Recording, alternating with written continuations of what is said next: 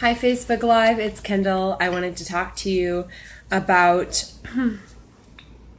who we are as creative people. And you may not be explicitly an artist or a painter or a dancer or a pianist or something kind of stereotypically creative, but we sort of all are creative.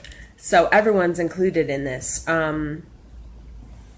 Whether you're a business person who uses your mind to come up with intuitive and brand new strategies or perspectives, like in every field, I see creativity and expression. Obviously, some people are more expressive or creative than others, but this isn't limited to just performing arts or visual arts.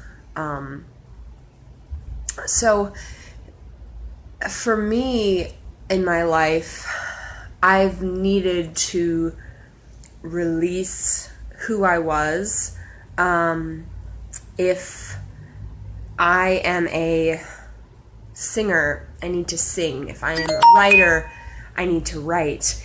And I need these things because they're releases. They sort of allow myself to escape the burden of being myself, like the focus on my problems or my concerns or my everyday happenings, and they allow me to sort of explore and escape and let go and release, and that's good and that's therapeutic. And I believe that creativity is built into sort of the DNA of who we are as a way of bringing balance into our lives, a way of equalizing out the strain that our brains do and sort of the logic and the reason. It brings us into this place of imagination and exploration, growth and experimentation.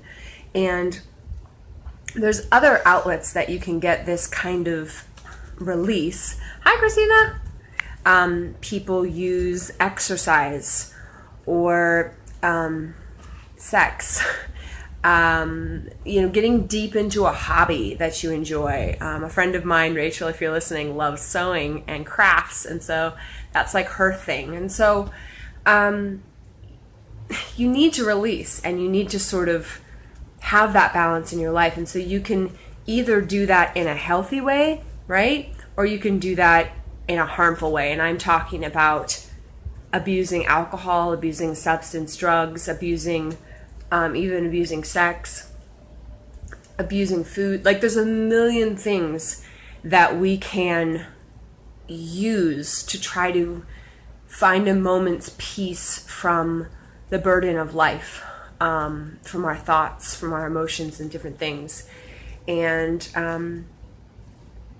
art for me is what I do. It's who I am, and it is a way that I process my life experiences. If I'm sad, if I'm angry, if I'm happy, I write a poem about it. I sing a song about it. I play my fiddle to it. I do a dance to it.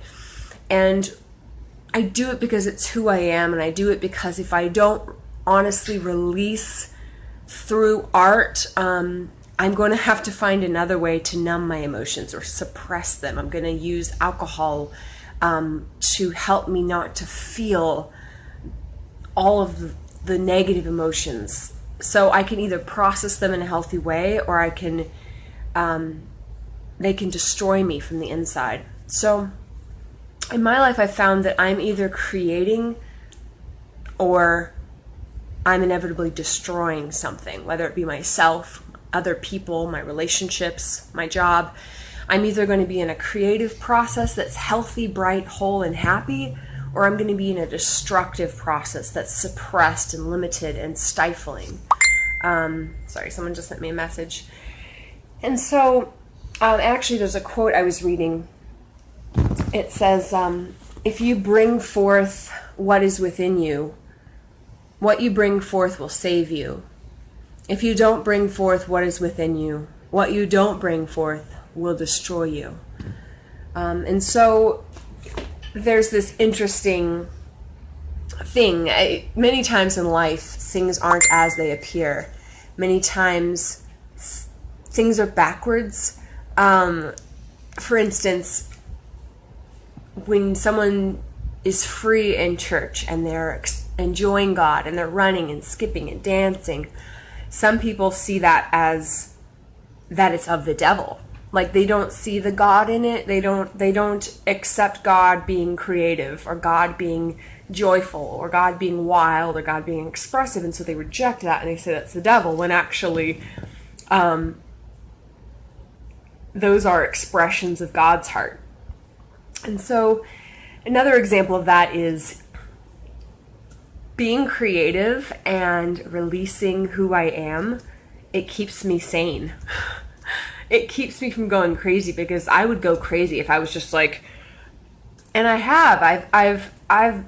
not happy when I'm not allowing myself to be who I am. If I go to the park and there's live music and it's a 50s band, like, I better be grooving and, dancing to it. And if I don't, like, I'm holding back, and it sucks, and it feels depressing to be suppressed, and it's not, I don't know how to explain it. Like, you're not being who you are, and like, we need to release and allow, and not always be analyzing what people are thinking, like getting out of the cerebral and getting into our hearts and our authenticity. So it's just funny, because being creative and sort of zany, because that's truly who I am, that keeps me sane. Whereas if I was to suppress my creativity and try to not be who I am, that would make me go crazy. Like, that would be, so a truly sane, not crazy version of me looks crazy. See the twist there? Hi, Daniel. So I just think that's really cool. And that's just another encouragement to maybe my more logical viewers, to not judge a book by its cover, and to not, you don't necessarily know what's going to be totally good for someone, or you don't maybe understand why people are doing what they're doing. So I would just encourage you that doing your art, doing your hobby, doing the things that make you come alive, do them.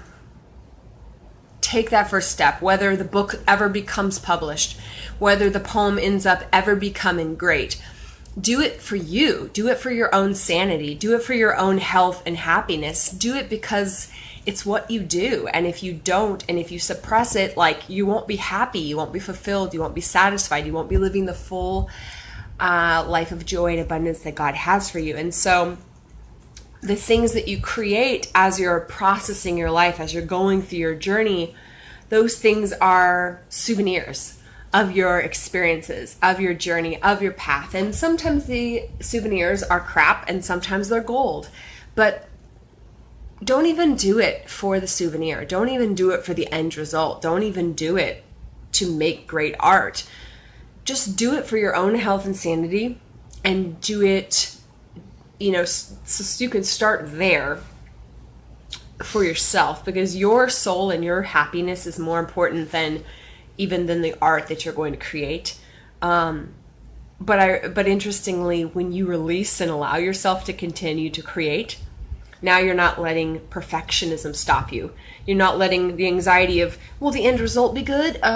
What'll people say? What'll the critics say? Will there even ever be critics? Will my work get out that far? Like, forget all that. Do what you do, and inevitably you're going to be practicing. You're going to be releasing. And so actually you probably will end up making some pretty darn good art, because you're going to be way ahead of the people that are allowing their negative thoughts and they're kind of worrying about the future, what could happen, like worst case scenarios, to suppress them and to stop them from making their art. So